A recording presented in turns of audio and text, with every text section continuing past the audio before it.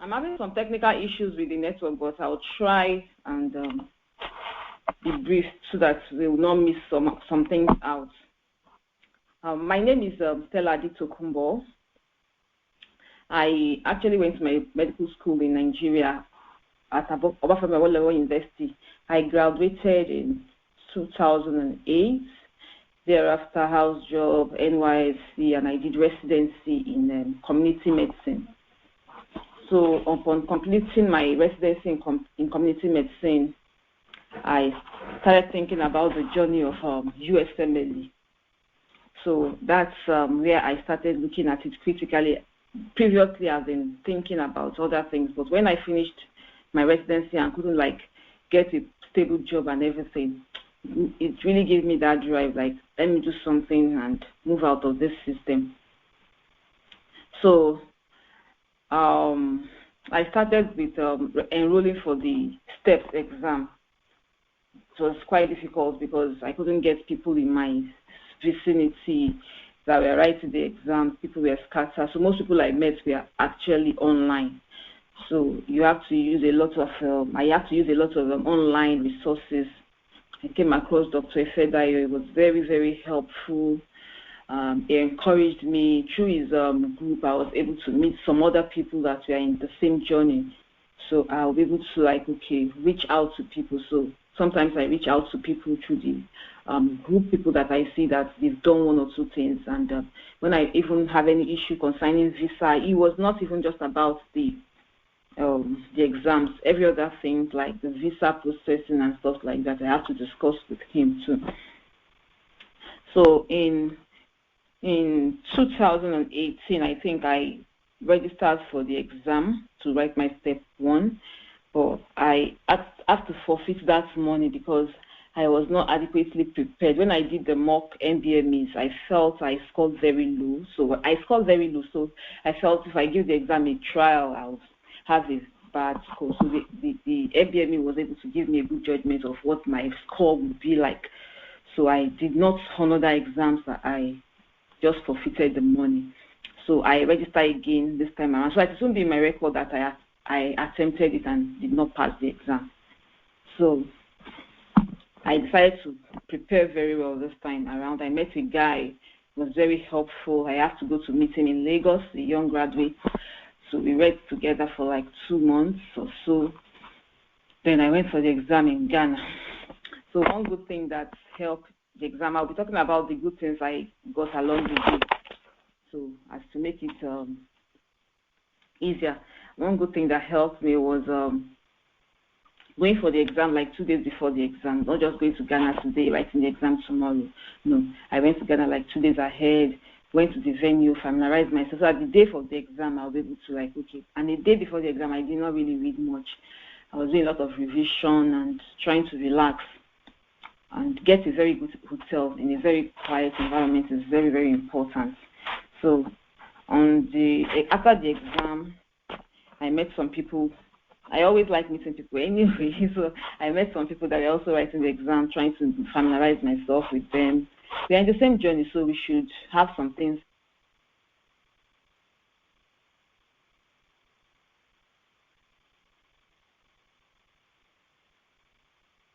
Okay, sorry for that break. So I did the step 1 in 2019 May, and the result came out. I got 232. So I was a bit encouraged and discouraged. Not too high, but not low. It was okay. So I got encouraged and put in more effort to read for step 2 CK. So I took that one a year after in December, and the result came out also in Ghana. The result came out to be 253. So thereafter, I was like, okay, I have to do my OET. And that was when the pandemic, era. So that's 2000, and I just pushed myself to achieve that 2000, that year 2020. So I decided to follow the first pathway, which is writing an OET to get certified. So there was no OET opening. There was no test center available for that. during that period, so I have to travel to the UK. And to travel to the UK, I can't just come to the right OET, I have to write PLAB. So I registered for PLAB and did PLAB and OET and came back to Nigeria, so I was able to get certified. So along the line, I found myself coming to Canada. My husband actually got an admission in Canada, and they gave the whole family a visa. So I came in with an open work permit visa into Canada. So I started applying. So while applying, one thing I would say helped me was meeting a lot of people, not trying to learn from my own mistake, not isolating myself. I'm very good in reaching out to people, even if I'm going to sound stupid, asking questions that I should have known, just to get more clarity. I think those things help me. I network a lot. So when I was doing the application, before coming to Canada, I did 1 month rotation in psychiatry because I knew I wanted to apply to psychiatry. I wanted to do in neurology too because I knew I wanted to apply to neurology. So I've already honed down the specialty I want to apply to. And I couldn't go to the United States. I tried applying for visa. I was denied twice. So that was I can't go there to write degree. I can't go there for U.S. clinical experience. So I can't get U.S. letter of recommendation. That was something that was beyond my control anyway. So I tried to maximize what I have in my control, like getting LO hours from Nigeria, though they may not be that strong, getting observership or externship in Nigeria, though they may not be in Nigeria, but I made that effort to apply myself to get what I can get instead of thinking of what I can't even actually control myself. So during the application cycle, I met a lot of people asking them before even the application cycle, what's their idea about what should I do, what shouldn't I do. People told me to use a match, a residency, and older IMG. You want to know the programs you should apply to, programs that are IMG friendly, do your own research. So I started the application very early in the cycle. Once they opened the cycle application, I started filling the form. You can't finish the whole application in a day, so you have to do it gradually. So I started every day, got a professional passport because I saw people, the U.S. graduates that are American medical graduates that are having very professional pictures on their profiles. So I'm like, no, I have to go to the studio I cannot just take a roadside passport and put on my profile. It won't speak so well of me. So I went to the studio, get a very good passport that was very well formatted, and I use it for my application. So that's why I keep presentation. Then I also update my LinkedIn profile, followed a lot of programs on LinkedIn and a lot of people too on LinkedIn, so as they can know that, oh, this person is following me, she's interested in what I'm doing and things like that. Then another thing I really did was my personal statements. My personal statements, I kept rewriting and rewarding and rewriting and rewarding, and this really helped me because the personal statements, you can't get everything done in one day. I kept reviewing it. At a point, I said I have to give it a heading. So I gave it Dare to Go Far, like the Moana character. There's this Moana cartoon that my children love watching, and I also love watching it anyway.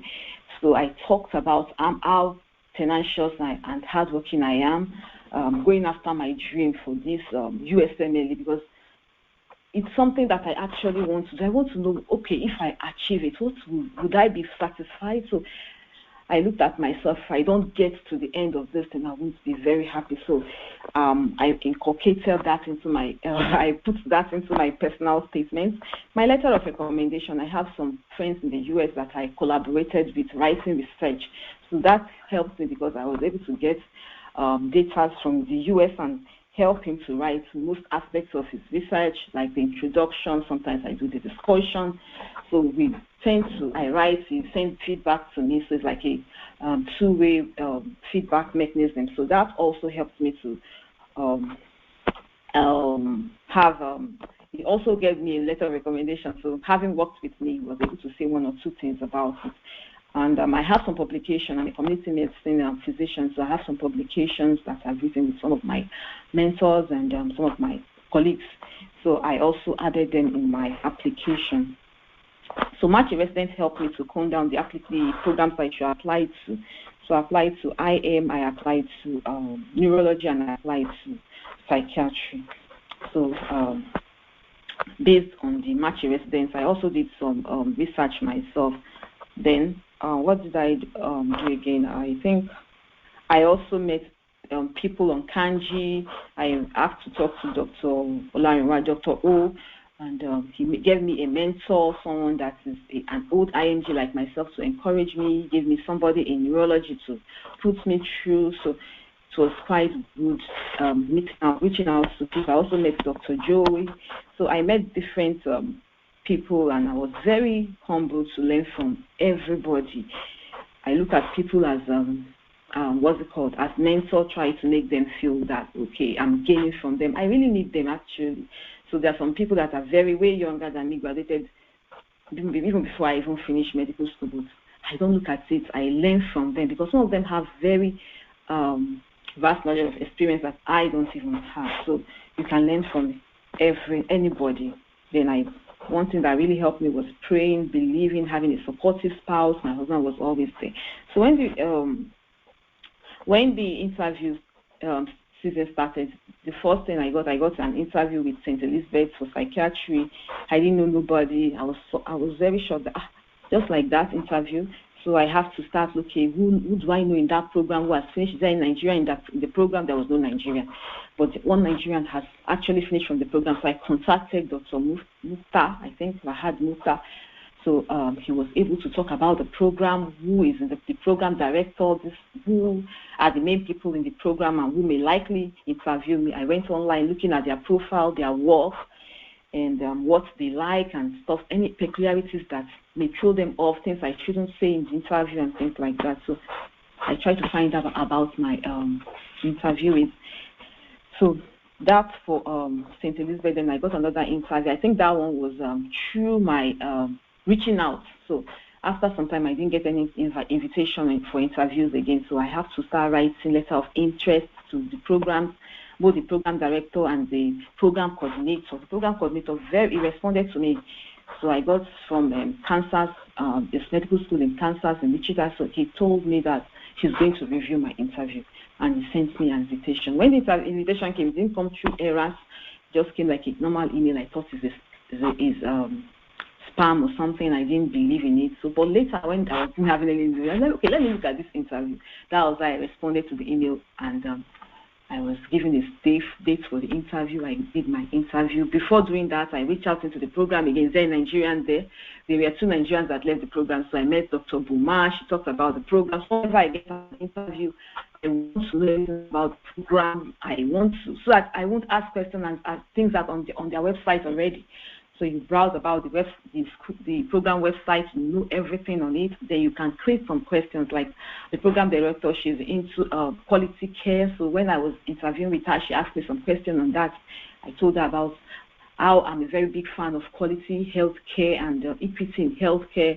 So she was very happy that I was able to read about her very well, extensively, even before coming for the interview. Then for the last interview, which was for neurology, which is where I matched anyway, that interview, I got it. I told people I applied to about Einstein. The guy told me he has already referred somebody to about Einstein. They can't refer me. I said, okay, if there's another opportunity, I remember that I also applied there. So I think he now got somebody that said they need people in about Einstein neurology. So I said I've already applied. So they just spoke, and the next time I got my invitation for the interview. So I started another renewal. All along, I've been doing interviewing skills. One has to practice a lot of interviewing skills in psychiatry. So I've been meeting some people that after I applied to psychiatry, I've been doing their interview. So I now have to do interview for neurology. So it was quite different. So I have to start thinking about if they ask me a case, what kind of case am I going to present and stuff like that. So when I know who is going to interview me, I read about all of the people that are going to interview me, their profile, the program director, everything. So just to get myself well prepared and grounded for the interview. So I practiced a lot for the interview. And during the interview, one thing that really helped me to make me feel relaxed that they really liked me was they kept talking about I should talk about my strengths. So I said I'm very tenacious, I'm very hardworking, and I gave examples, not just say, okay, everybody say, okay, I'm hardworking, I'm friendly, I'm diligent. No, you give examples of why you think you are. So I said I can see myself going to Ghana, another country, to go and write USMLE exams twice on 2 different occasions, going to the UK to write OET. This is to tell you how passionate I am about this whole USMLE journey. So, and I'm this Moana character, and the lady just said, "Oh, my children love Moana." That, oh, they love the cartoon character, so she could relate with what I was saying. So I felt at ease. They were very happy when I met the program coordinator. She said I should say one thing that I like the most and one thing I hate the most. So it was like not the typical interview. It's okay, I like people. People are very important to me, my family, my friends, my co-workers, my patients. I think people are the most important thing. Take people away from this earth, and the earth will be nothing without them. And one thing I don't like is can't remember the weakness I talked about. I think I talked about people not being trustworthy. She was very happy about it, that, oh, she doesn't like snitches, she doesn't like... So, and I allow them to talk. So when they say any question, I ask them questions based on their personality that I've read. So it was also very helpful. And when I got that interview, there was no Nigerian in the program, so I have to meet an Indian lady. And the Indian lady, she spoke about the program, people I'm likely to meet and stuff like that. So I was like, can I mention your name during the interview? She said no, she doesn't know me on a personal level. And I didn't take it against her. I was very happy. She was even able to offer her time. So one thing I'll talk about, let me just mention things that really helped me. I think my scores were not too bad, but even if your score are average, I think you can still, there's no bar to the score thing, but if you get a very good score, your score will speak for you. It will actually speak and open doors. Because I got 2 interviews without knowing nobody in those programs. Then work on things that you can do a lot, like networking. If you really need to do it, exam is something else. Application is different. Application is who can talk. People that have very low scores, that have repeated their multiple attempts, tend to do better because they know their deficiency and they work on it. So trying to network a lot, meet people. People go as far back as creating Twitter accounts. I did not match last year. Please, if you can help me. And people get response from there. People go to Facebook and look for help. So when people know what you need, in your classmates, maybe your classmates are ahead of you, don't try to look at, and if they don't respond, don't take it personal. I know a lot of people I messaged on Facebook that were a year or 2 years my senior. They may not know me personally, so some of them didn't even respond to my mail at all, but I didn't take it personal. And sometimes after some months, they just, oh, I just saw your message now. What stage are you? So if they may not help you now, but they may help you later. So try to and after that, I still give them follow-up. I'm the one that needs them, so I keep giving them, okay, you say I should do this. I give you follow-up, okay, I've done this, so that you know that, oh, this person is very responsible. She's actually accountable. So those are things that, and another thing is, the overall thing is believe in yourself, pray a lot, believe it will happen. I'm very happy that this happened once. I didn't apply twice. I'm very grateful. But I didn't even want to apply this cycle at all, because somebody was like, you have done your OET in June. Why not get certified and apply by the whole thing will start September, so why not? You have time. So that was where the whole rush started, and I just, okay, let me test run this year. By next year, I'll get US clinical experience, I'll get LORs, I'll get step 3 done. And lo and behold, I didn't do, without having those other things factored in, I was able to get matched. So I think, let me just stop here so I won't keep talking and talking.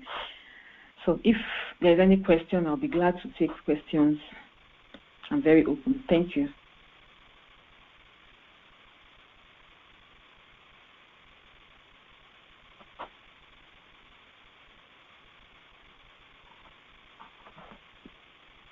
Do you have anybody that have questions? I'll be glad to answer the questions so we can start. So just unmute yourself and, give me the questions. Let me know if I can answer, I'll say what I can.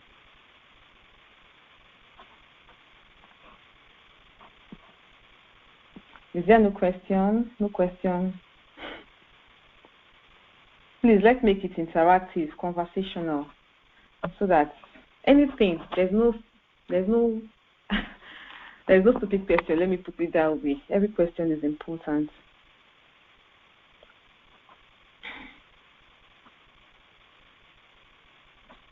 Or should I mention name?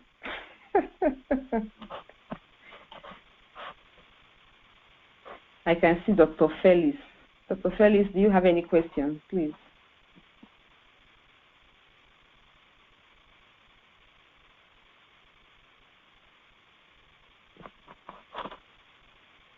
And if you don't want to say your question, you can type it.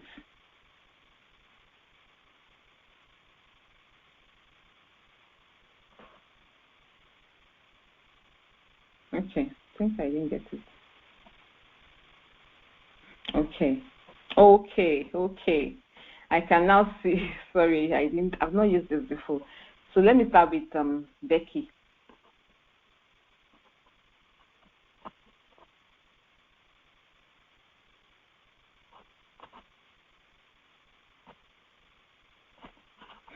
Doctor, I really need the assistance of Dr.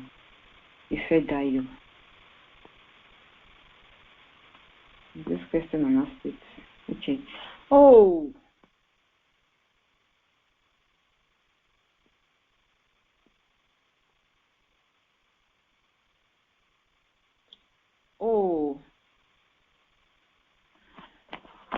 Okay. I think I can see the questions from the chat room, so I can answer the questions from the chat room.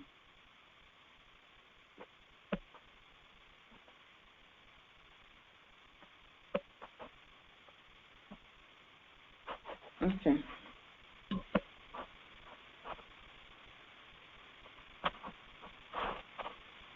Okay, someone asked the list of the neurology IMG-friendly programs. I actually used the Match a Resident. So I applied to, I think, maybe 15 neurology programs. So the one I matched at, I can't get the whole list off my head, but I matched at about Einstein, which is very IMG-friendly in Philly. So if you want the list, I think there are so many resources online. You can just type IMG-friendly neurology program. You can get them. Then you can pay for Match a Resident. I actually paid for Match a Resident to help me fine-tune it based on my score, my year of graduation. I need a visa. So those are things like not just IMG-friendly alone. There are some that still say, okay, 5 years post-graduation. No, I don't want those ones. Those ones that have a score limit, okay, 240. So you look at the score. Once I need a visa, I need a J1 visa. So I need program that will accept ECFMG sponsored J1 visa. So those were criteria that IMGs will filter out and help you. So I paid for the Match a Resident listening to be able to get that list. So if you pay, you get the list because it will personalize it. My score is different from your score. My year of graduation is different from yours. And stuff like that, and the visa I need. How much did this journey cost you, please? It's something that I can't really say off my head like that, but I know that I paid for step 1 twice. I paid for step 2 CK. I booked my flights to and from Ghana, and during COVID you have to do COVID tests, lots of COVID tests, one in Ghana, one in Nigeria, stuff like that. Going to the UK, I paid for lab exam, so it's quite extensive, but you may not need that route that I'm taking. So one thing I can say is that just take one step at a time. So you can take your step 1. If you're encouraged, take your step 2. You are going gradually, and OET can be done in Nigeria now, so you may not need to travel to UK.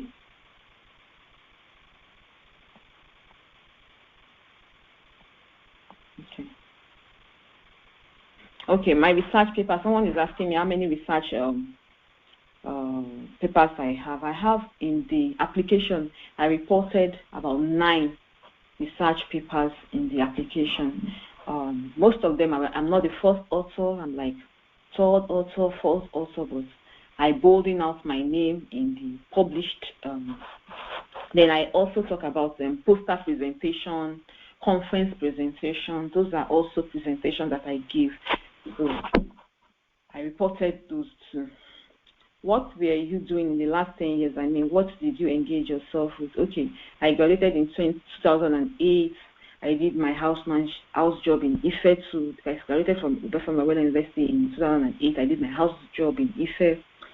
After that, I did my NYC in Ekiti. From Ekiti, because my family stay in Ekiti, so I went to Federal Medical Center in Ido Ekiti. So that's where I was one of the pioneer sets that started the community medicine residency in that program. So I completed that in 2016/17. Completed my residency. So thereafter, I got engaged with WHO. So I think that's another thing that also helped me. WHO Ekiti State, I started as an independent monitor. I worked as a supervisor, a validator.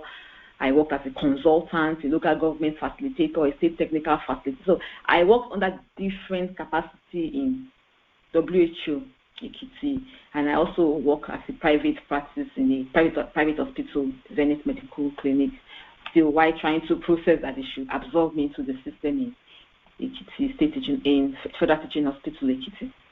Do you have template for what you say when you email doctors in the program you apply to enable you get an interview? Okay, there are so many samples online. Just type in letter of interest. So the letter of interest, what I put in there was like, okay, if I find one, I can put it on the group chat, in the WhatsApp group chat. What I put there was I greeted them there, doctor. I tried to introduce myself. My name is Dave. With my AAMC application number. I did my step 1, step 2 scores, things that are positive about me, and I'm applying to your program. I've read about the program. The program is very rich in serving the undeserved population, quality patient care that it offers, and then the 100% pass rate of the residency board exams and stuff like that. So I put in the positives that the program has to, like, okay, and I'll be glad to apply to your program. I'll be very happy to get an interview because this is one of the programs that I really want to match into. So just explaining what you intend to do and thanking them. Most of them will not respond. Like you said, like 30, maybe 5 will respond. And sometimes you don't know which one will respond anyway. So just try and send a lot of this letter of interest. Okay, somebody asked this now, how about your family? Did the program sponsor them as your dependents? Yes, that's the beauty of the whole thing. What will I gain going alone to the US? So, if I have step 3, I would have been given an H1B visa, and that H1B, is just a step to green card. But I don't have step 3. I stopped at step 2, so I'll have a J1 visa, and my family and my dependents, my husband and my children will have J2. So with J2, my husband can work. So that's the beauty of it. He will apply for work authorization, which will be granted to him, so he can actually work, and my children can go to school. So we intend to all go together. Another question, that is giving maybe you and one of your family member example. Okay, they give the whole family visa. We are going to apply together, everybody together. Now, do you think having research paper is required for all residency, general surgery residency specifically? There are some questions that I can't say yes or no. This is a typical example, like, okay, or I've seen people that don't have research papers and they match. But if you have them, it's a bonus, it's a bonus. And there are so many, maybe you did your what's it called, community health posting, maybe not, like, for example, if I know community medicine, you do a project, and in medicine, so I think you do a case report. So you can decide to publish it, even if it's going to be in your local journal club, publish it there so that you can actually trace it. So there are so many things that we do that we don't record. So like all this free NYSC or treatments that we do, are volunteering activities. You should record them. I did a peer educator training when I did my NYSC. Yes, I wrote that down. I did one in Pro Health International. So all those even in your church, maybe you volunteer as a doctor for one outreach. So far, you can actually write it down and put it in a very understandable way. Okay, Mountain of Fire Miracles Ministry, Health Research Week, Health Campaign Week. I was the only doctor attending to 250 patients. So things like that. Try and put it in the distance. Can help actually sell. This one say, I'm in the US and can't work here because my visa, but I have telemedicine job in Nigeria. Does this count as clinical experience? I have been out of a physical job for about a year. Yes, people have gaps in their what's it called, in their career path. So some people have gaps, like, okay, 1 year you were not working, maybe you got pregnant, you were winning your child and stuff like life happens. Different things happen. You lost a loved one, you got depressed. Different things happen to people. So if you have those gaps, try to put in what happened during that period and try to explain. I didn't have a gap, so I may not be in the best position to but I know people do have a gap, and put that the red flag anyway, because during the interview they may ask you a question about what happened that period, that you were able to cope and how you came out better. So in case you have a child, you can say, okay, you took some time off work, but during that period you were online, engaging yourself with some other things. You were in the club doing some club activities, journal club activities. Maybe you were working online. Maybe you were taking a course online. So all those things can be while you are still not doing much, but you are doing something. So whatever you were doing during that period, I think is significant that you can actually amplify. I think you can do that too. So another question. Thank you for the session. I would like to know if your research papers were in the field of neurology. Funny enough, I'm in community medicine, so most of my papers were in community medicine related. So none, and then most of what we do in community medicine is either O&G. So we do a lot of family medicine, family planning services like contraceptives majorly. We provide a lot of immunization, so it was more of immunization, vaccination. Even WHO jobs, most of their jobs are polio eradication campaign, stuff like that. You want a measles campaign, so it's more of vaccination. Then I have some on pediatrics, like acute respiratory infection. So we have, because we see a lot of children during the vaccination period too, I have some on vaccination. Then quality health management, so quality healthcare, I have some there. So when I was linking with the other guy in the US, guys in the US for US research, we did some things on intimate partner violence and suicide, which is more of psychiatry, because I was applying to psychiatry. So there was majorly nothing on the neurology, but research is research, since they are clinical or health research. Okay, another guest say, are there places in the US that would recommend one to consider when applying for neurology as an immigrant? I spoke on this, that I applied using what the match residence brought out for me based on my score, because that match residence is like you pay. So they ask you some basic questions. When did you graduate? Your score, step 1, step 2 score. You enter those things inside. You need a visa? Yes. So even if there are 500 neurology programs, it's only the one that will give you that visa that is to bring out for you. Out of that one that it brings out for you, it's to make sure that they accept that your USMLE score. You understand? So the ones that will give you that, and it will be on chronological. Okay, this one will say 99% chance that you will match into this one. The second one may be 87%. So it starts reducing. It starts reducing as you go down the ladder.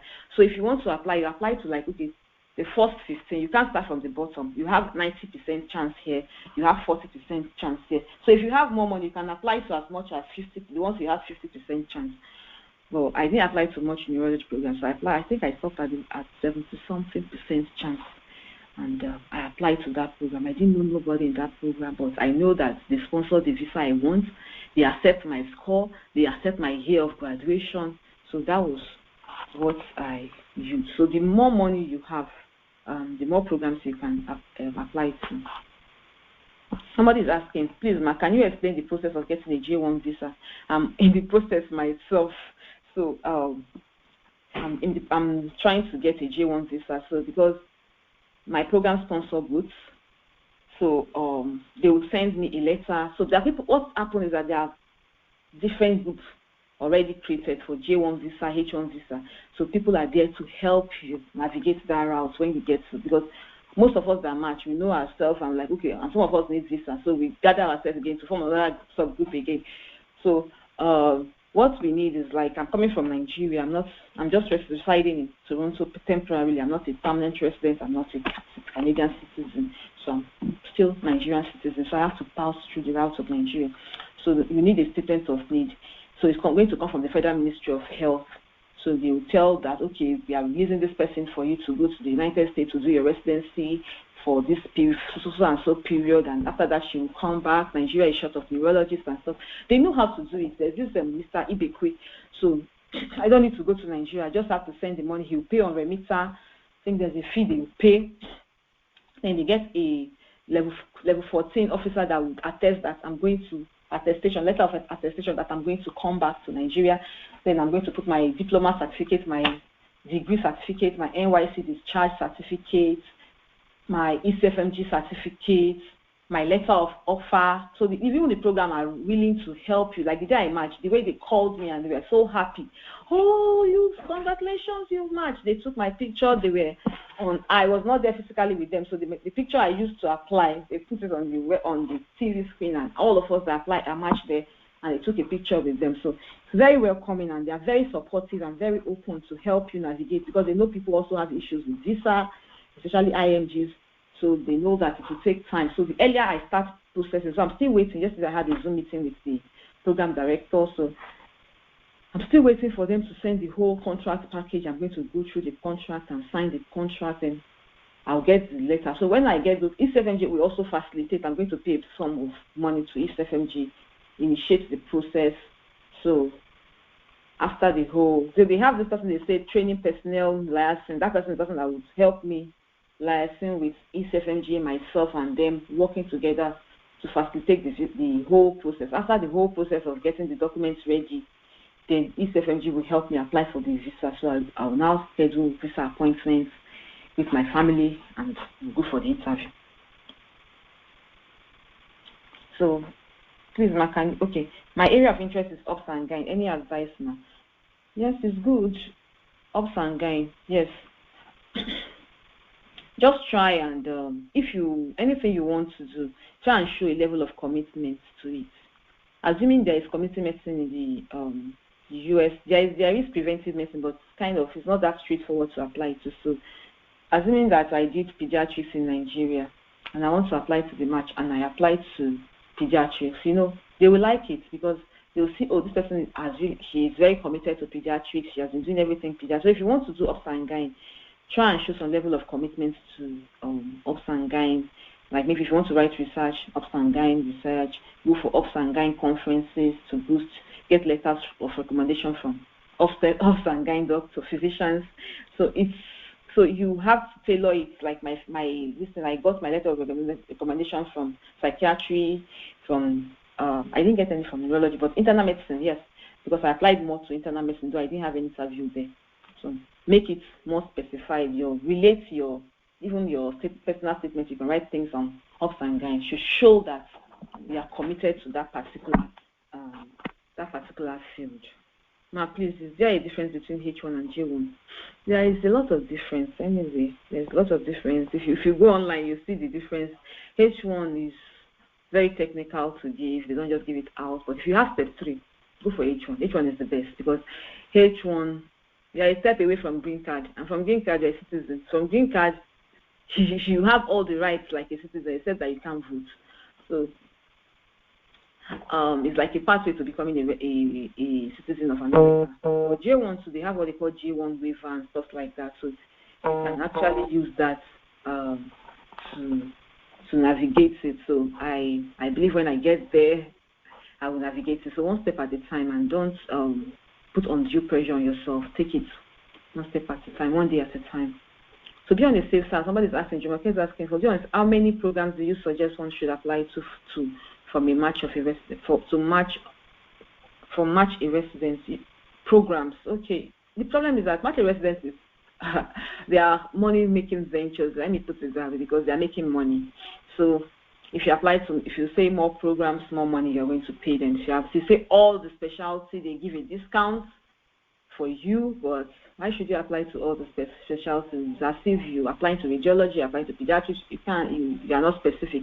So you're going to have personal statement for pediatrics, radiology, everything. No. So I just had personal statement because I cannot submit a personal statement for neurology, for internal medicine. So just know the programs you want to apply to, and tell them to get you the programs, the specialty you want to apply to, and tell them the programs that will likely take you based on your this thing. So it will give you everything. So it now depends on your pocket. Okay, gave me like 70 programs for neurology, and I applied to just the first 15 based on because you are paying for the application. I think it's just the first 20 you don't pay for. Thereafter you start paying, and the money gets higher.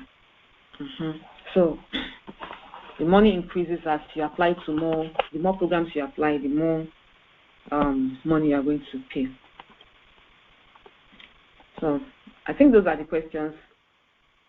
Okay, I think I see there's another one from Ruth. Does having a month of US observership increase your chance of matching into a program since the clinical experience is just for a month? Even if it's just for 2 weeks, it's very important because they believe observership is there. There's observership, there's externship. I think externship is when you have hands-on clinical, you touch their patients. Observership, you're just observing, you understand?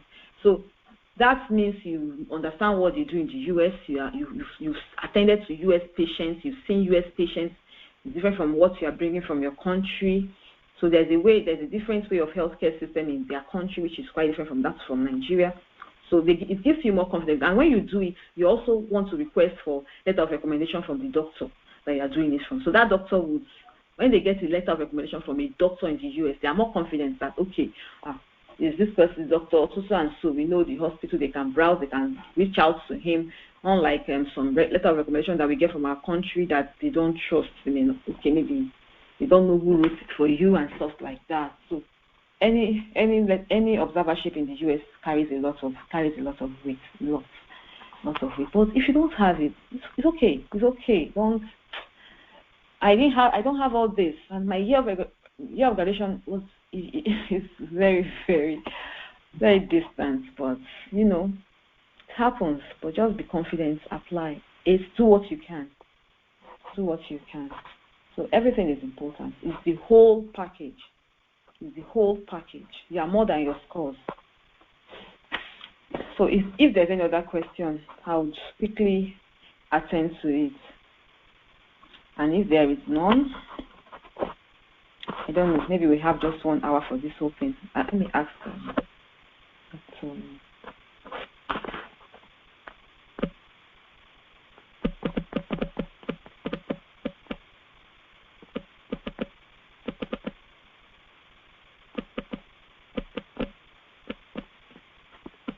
So if there's no question, let me just say 1 or 2 things that helped me.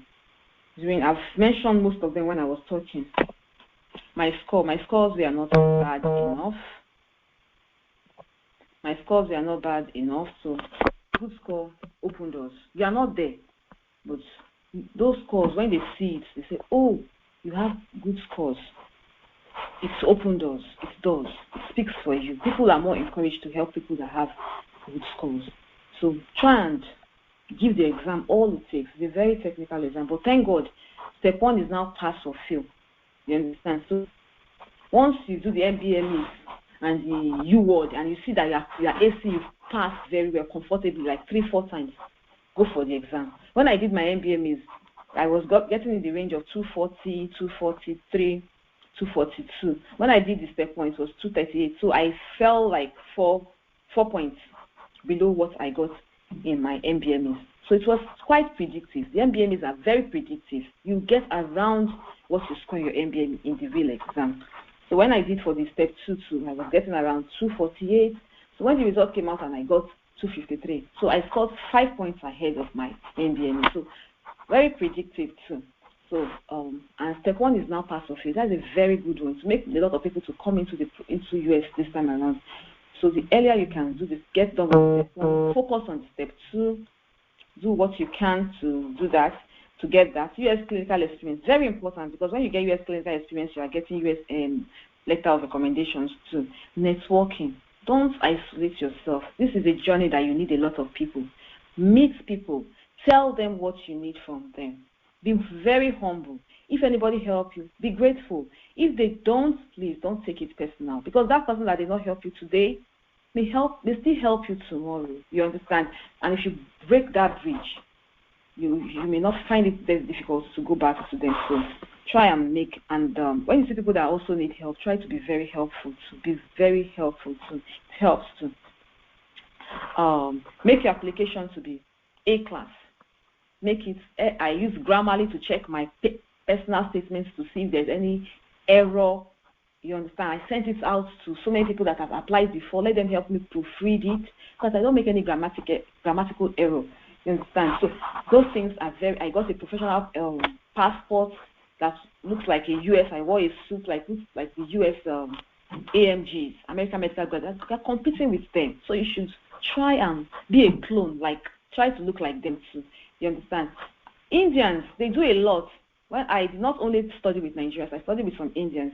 Some Indians go as far back as trying to change their accent. They call it accent training, because they want to fit in. You understand? Why that is not very, very important, but they find it as a deficiency or a weakness for them. So they try to improve on it. So those are very, very important. Create a very good LinkedIn, Facebook profile. My Facebook was full of USMLE. I was not even following most of my people again. It was more of CK group, USMLE match group, step 1 group. So I was following different groups on Facebook. So my social media was full of. So even when I open social media, I'm not even socializing. It's more of still reading. I see a lot of cases on social media. My WhatsApp, I joined a lot of WhatsApp group, a lot of Telegram group. So trying to make my social media less of reading of other things and reading of what I really need to read. Then my letter of recommendation, I actually got people to help me write it early, on time, and I waived the right to see it so as to be more independent. Interviewing skill. Once you get to the interview, everybody is the same. Once the interview starts, we are all on the same level. Once the interview, so irrespective of your score, once you've been given an interview, try and shine. Be very bold, be confident. You understand? They ask you questions.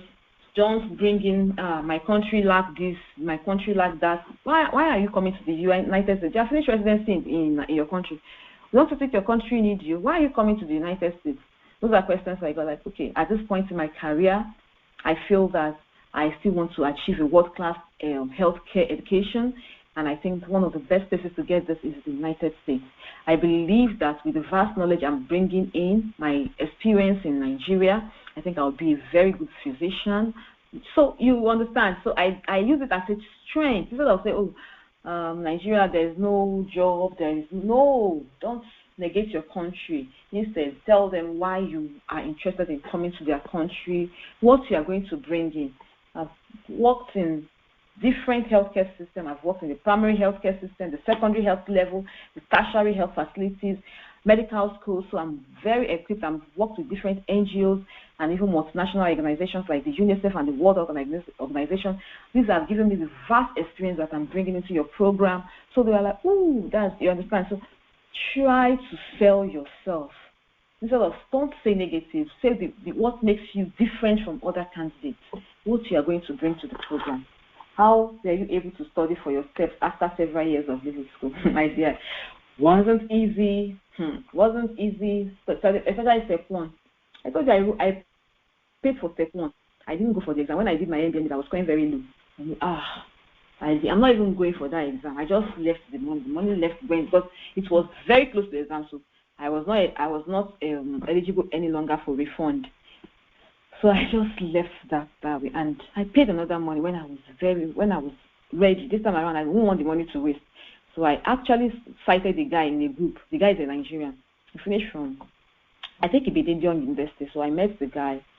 He was also preparing for step 1, but a fresh graduate, very brilliant. So I need him. I see the way he answered questions. I was very proud that this is a Nigerian. The group is not Nigerian group, majorly Indians. So I saw that he's very good. So I private chatted him. He was very friendly, very humble. So I went to go and meet him in Lagos.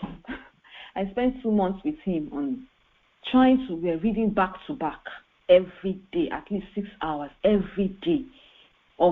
We're doing questions, reading back to back.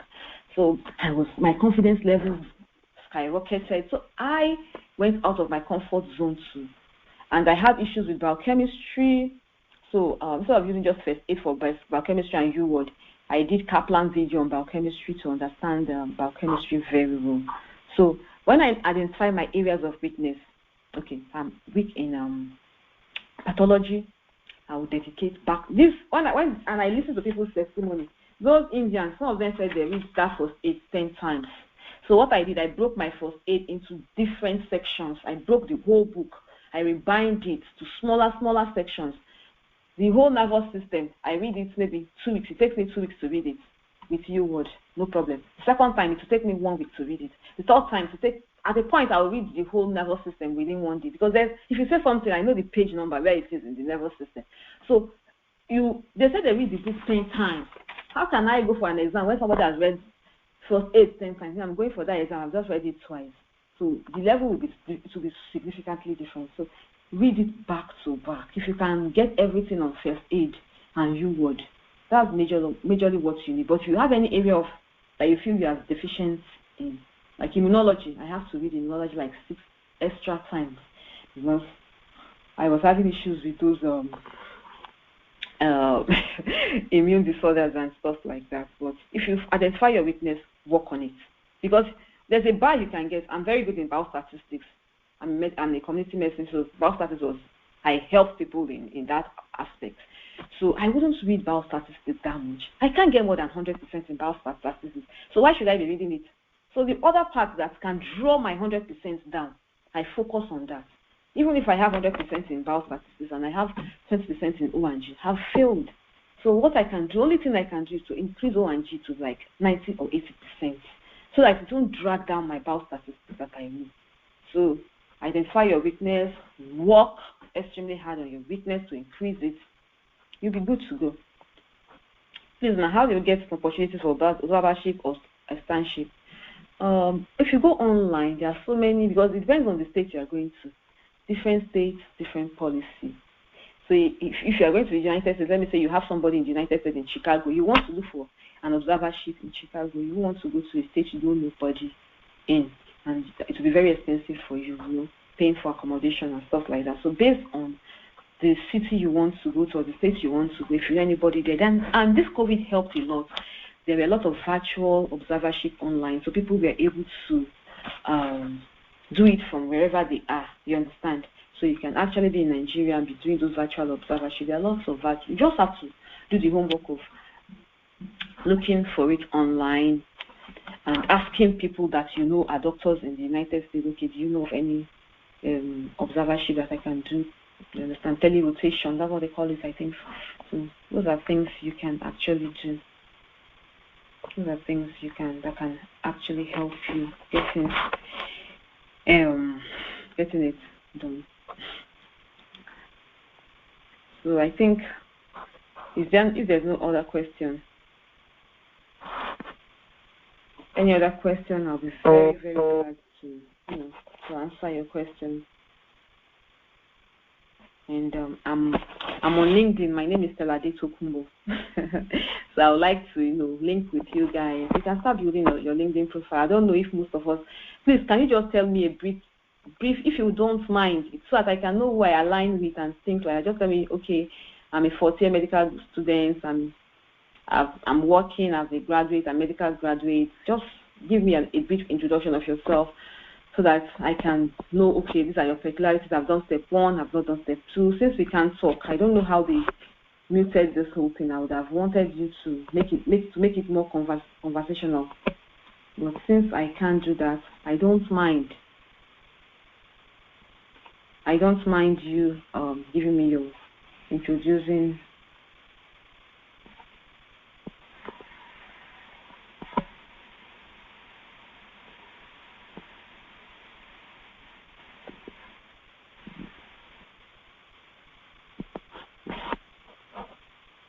I'm waiting for questions. I'm waiting for any questions or any introduction or any peculiarity. Okay, Ade is the Eva. Okay. Ava, sorry.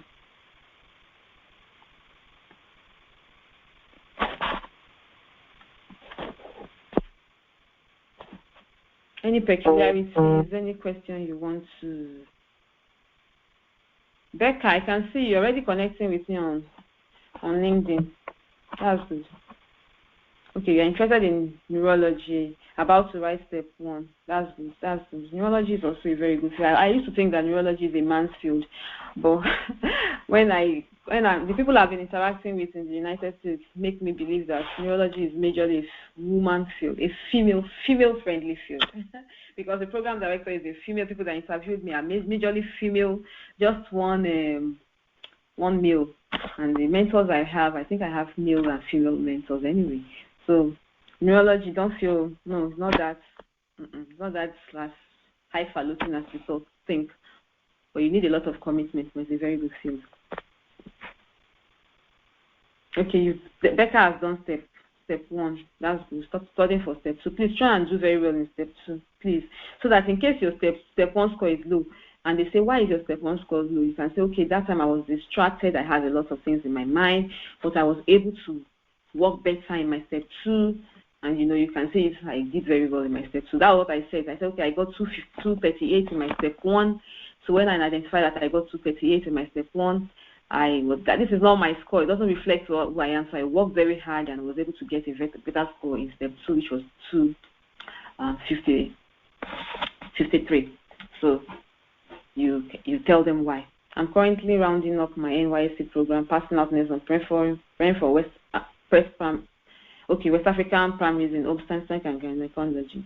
Okay, which stage are you in the preparation? The person that is doing NYSC and preparing for primaries in one, it's good to have plan A. I know I did lab. I did lab 1. So so we all have different. When I came to Canada, I was looking, am I going to write Q1? So it's not easy for us. We all want to have excellence in our medical career path. So people go to different countries, PLAB, writing Q1 in Canada, writing USMLE for the US. So it's good to have multiple plans. Like me, I was like, okay, the US does not work, I'll go to UK. I have already written PLAB 1, just write PLAB 2, and I've written the OET. I have good IELTS results. I'll just write PLAB 2 and start working in the UK, So have plans. Instead of saying, okay, focus all your life on USMLE, except your father is very rich. Be doing it sideways, but be committed. He's very committed. Don't waste that time. Don't say you want to do residency in Nigeria. If your ultimate goal is still the United States, don't waste too much time in Nigeria. Because if that was what was happening to me, I was doing residency, I was enjoying, I was getting a lot of money, I was happy and everything. But I still did not get that fulfillment. So at the point, I was like, no, I'm done. I want to move. So if you really want to do US, try and be more focused on it. I'm telling you, pediatrics or internal medicine. Peds is good. Pediatrics is very good. They feel that is very IMG friendly. A lot of IMG go to pediatrics. Lots of IMGs are program like IMGs because it's not a field that American graduates like. Like American graduates are some field that they like all these are plastic, orthopedics, ophthalmology, very competitive for IMGs. So neurosurgery, so those ones are very competitive for IMG. So if you want to go into that field, it's going to be very, very not that nothing is impossible, but very difficult. That's the way I put it. But for pediatrics, internal medicine has the largest spot, so there are thousands of opportunities for internal medicine. So it's something because at the end of the day, you're still going to what's it called? You're still going to re-specialize or do a fellowship in another, maybe cardiology, gastrology, pathology, infectious disease. So it's big. So later on, you now spread. That's why it's very big anyway.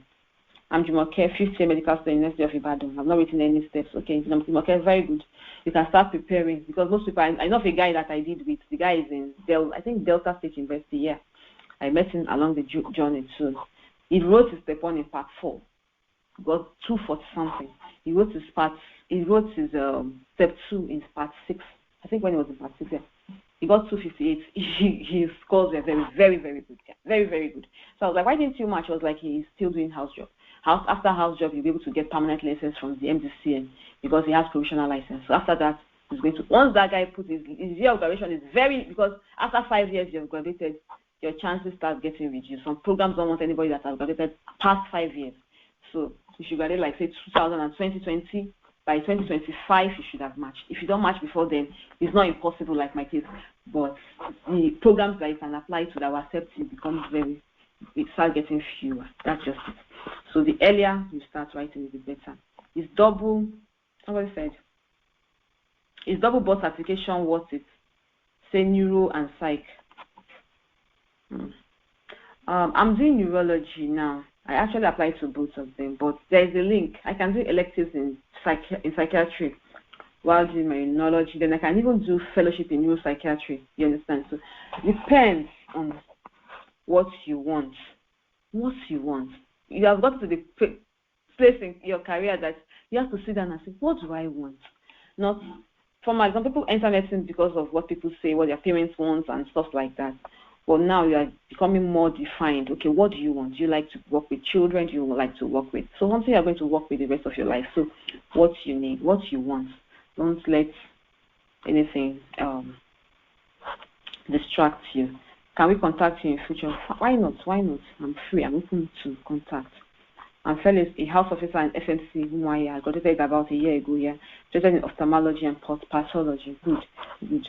So, yeah, I saw that you followed me on LinkedIn. That's good. You've not talked about the part you are in your preparation. Have you written step 1 or anything? What are you doing? Have you even registered for the exam? Have you started meeting people? Have you gotten your first aid and start reading for it? So if you're interested in those parts, I'm not doing ophthalmology nor pathology, but I know a friend of mine that is doing pathology.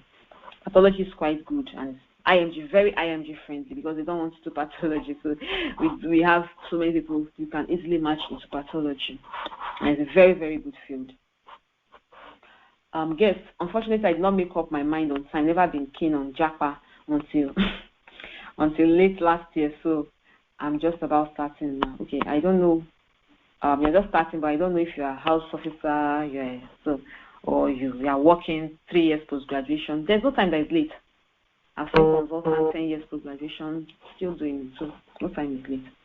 Please, Ma, can you increase your volume? I cannot hear you. Okay, can you hear me now? I think I'm on maximum. Okay, my name is Uzoma Iyang. I have done step 1 and have step 2 in 2 weeks' time. All the best, please. I'm also an old IMG graduate and also hope to apply this year. That's very good. Your name is Uzoma. Please, it's worth it. It's worth it. There's this great relief that comes. If you see the way they celebrate this their match day celebration on the internet, it's very worth it. It's very worth it. You've done step 1, good. Try and do very well in step 2. Just look at areas that you think you have deficiency. Work within it around this period. Be focused. If you are doing it in Ghana, like I did myself, I went like 3 or 5 days ahead. I read to acclimatize myself with Ghana. The day before the exam, I did a lot of extraneous exercise, and it really helped me. I went with a lot of read on how to go for the exam, because that's another thing. You may read everything on that exam, they just go there and you fall asleep, or you go there and you are fatigued. This is a marathon exam of 8 hours, 8 hours exam. So you need all the strength you need. So the day before the exam, I think I did a lot of jogging in Ghana. I don't know anybody, I just came out of I jogged around just to give myself that stamina. When I was going, I brought a lot of energy food from Nigeria. I brought, people say I should take a lot of chocolate, nut bar, glucose boost, glucose drink. So those things, and the first 3 steps, I took 3 hours straight. I didn't take a break. After that 3 hours, I was taking all my breaks. When I go, I take bathroom breaks, take a little drink to refresh myself. I have to be attentive, because you cannot say you do seven blocks well and you lose 1 block. You have to do all blocks well to be able to ace that exam. So it's a big marathon exam. Please be physically and mentally fit. Anything that will distract your mental abilities during this period, please try and avoid it. Go for the exam and you'll do very well, I'm so sure. I've not written any of the steps. I intend to start reading in June. so I can write step 1 by December or January next year. Please, just whatever you want to do, just have a timeline, because there's no time. The earlier you do it, the better. You're done with it. Be committed. I went to Lagos for 2 months. 2 months.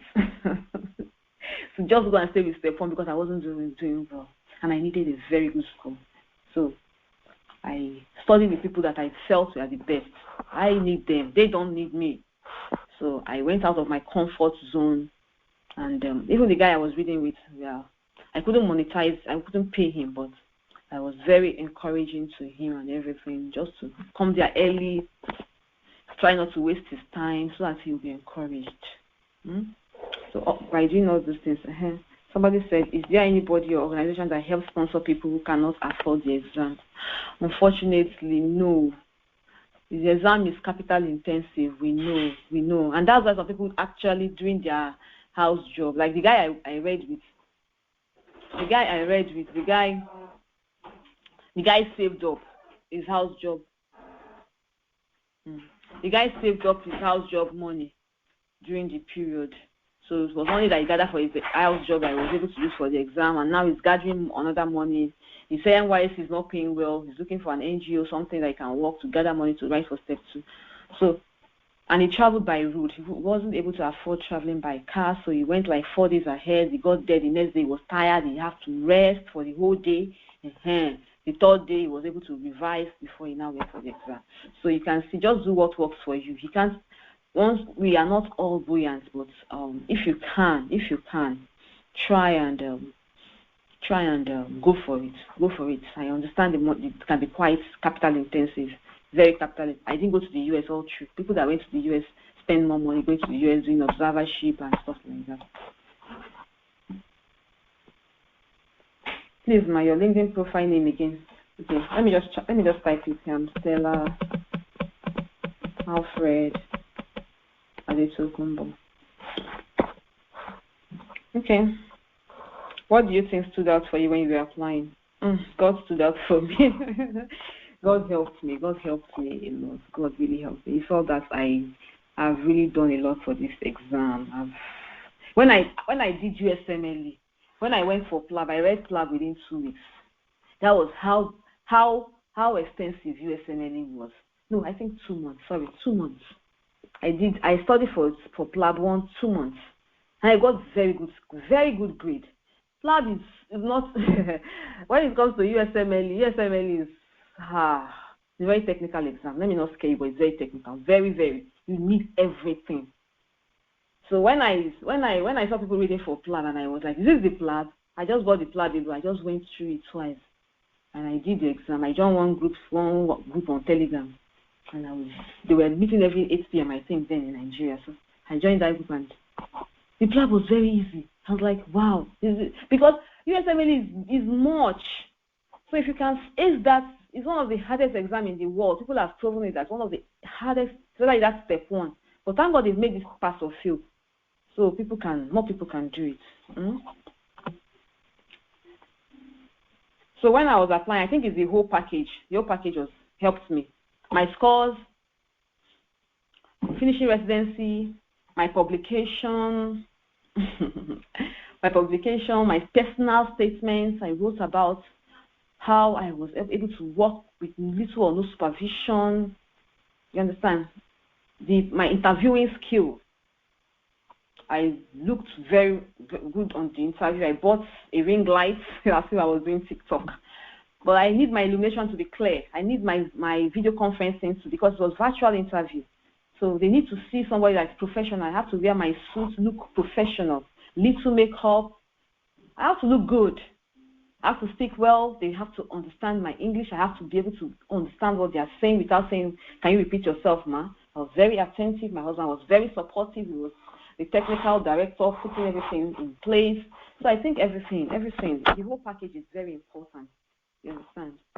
But God stood for me because I was seeing things that stood against me were so much. I didn't have any U.S. clinical experience.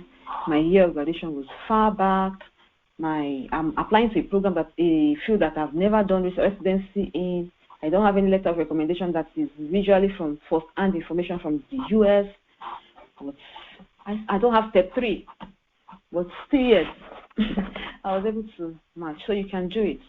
Instead, look at what you have. Don't look at what stood for you and improve on it. Amplify what you have instead of amplifying your program, your problem. Amplify your strength. Tele-rotation or rules. Observership can just be an observer, and they will help you to write a good letter of recommendation. So I think we should come to an end. I thought it's going to be 1 hour.